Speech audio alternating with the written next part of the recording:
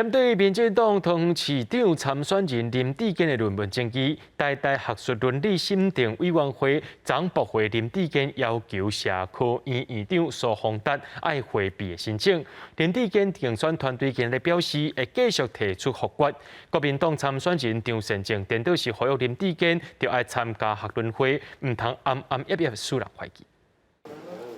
民进党同市长参选人林志坚的竞选团队，搁再为着论文争议召开记者会，因为台大学术伦理审定委员会认为，社科院长苏宏达担任调集人无问题。林志坚的律师黄德义搁一遍表示，苏宏达有明显偏私，应该爱回避。所有的案件，包括我们在法院的案件，法官如果在还没接触双方证据的之前，就未审先判说，我看你的脸就是有罪。 这件事情法官会被回避，还没看到这些法律证据，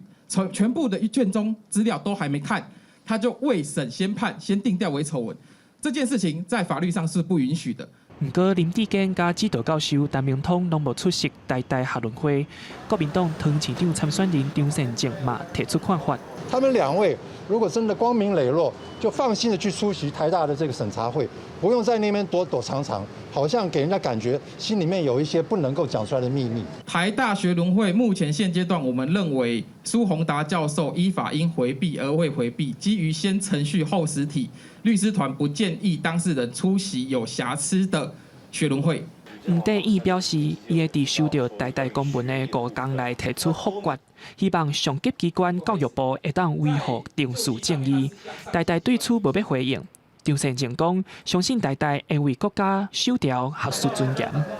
记者林书豪、谢桂林、曾派文台北桃园报道。